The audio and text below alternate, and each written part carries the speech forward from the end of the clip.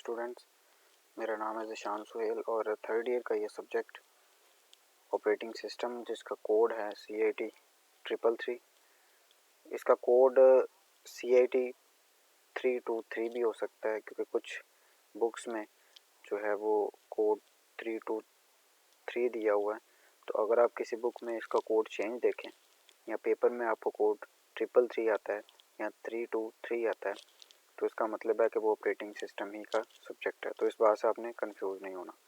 सो ये 150 मार्क्स का ये सब्जेक्ट है जिसमें से 100 जो हैं वो थ्योरी के होंगे और 50 जो हैं वो प्रैक्टिकल के होंगे।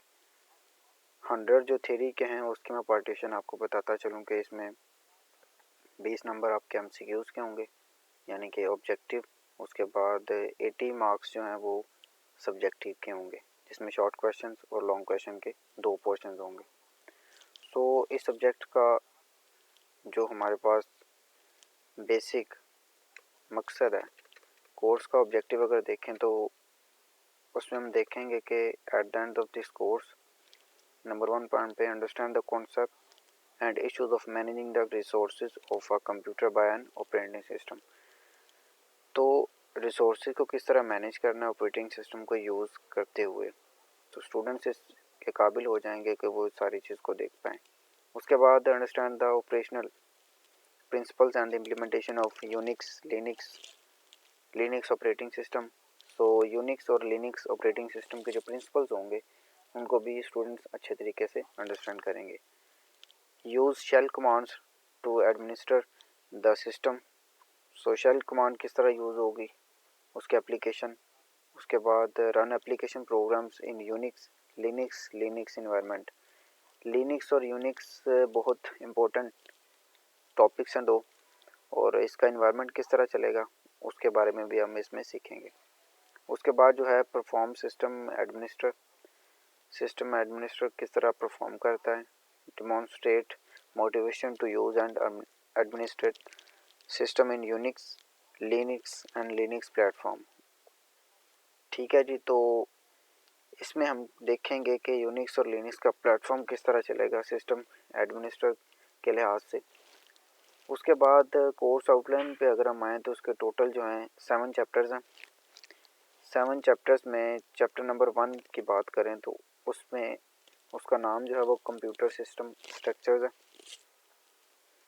इसमें हम कंप्यूटर सिस्टम के ऑपरेशंस क्या होंगे, input output structure, storage structure और हार्डवेयर प्रोटेक्शन किस तरह की जाती है इसको डिस्कस करेंगे।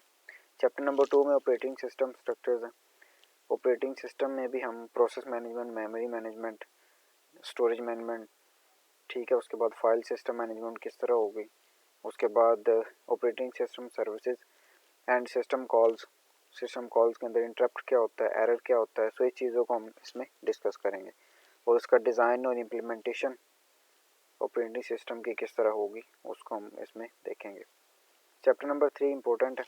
इसमें यूनिक्स और लिनक्स की डिटेल होगी, इसकी इम्प्लीमेंटेशन होगी, लॉगिन किस तरह करना है, लॉग आउट सिस्टम को किस तरह करना है, और उसके बाद पासवर्ड को मैनेज आपने किस तरह करना है, मैनुअल होगा या ऑटोमेटिक होगा। और यूनिक्स और लिनक्स को यूज़ करते हुए फाइल सिस्टम और फाइल ऑर्गेनाइजेशन की हम बात करेंगे। फाइल टाइप कौन सी होगी, डायरेक्टरीज। सो इस सारी चीज़ों को अगर आप देखें तो यूनिक्स और लिनक्स के इर्द गिर्द ही सारी उसी को बयान कर रही हैं।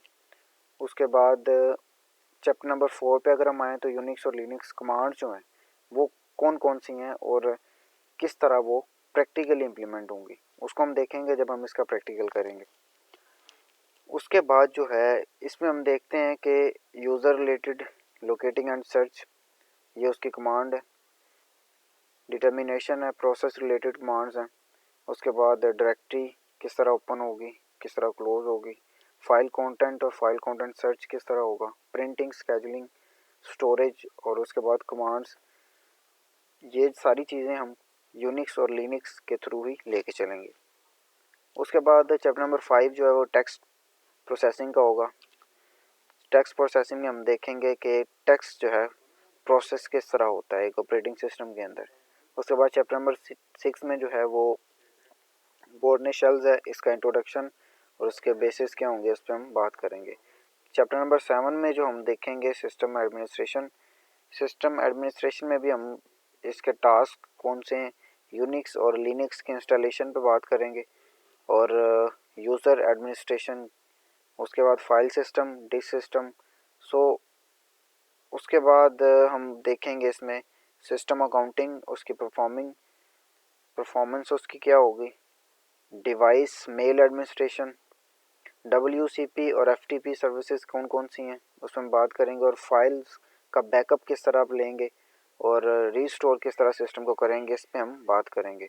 सो उसके बाद लास्ट पे अगर आप देखें तो यहाँ हमें पता चलेगा रेफरेंस बुक्स हैं कुछ, जैसे पहली जो ऑपरेटिंग सिस्टम कॉन्सेप्ट्स है, 5th एडिशन है इसका, और उसके बाद यूनिक्स और लिनक्स की एक बुक है।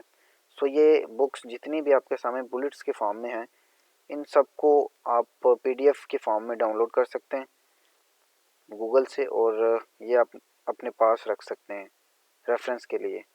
ठीक है जी, तो आज का लेक्चर जो है कोर्स आउटलाइन के मुताबिक था। नेक्स्ट लेक्चर में इंशाल्लाह मुलाकात होगी। अल्लाह हाफिज़।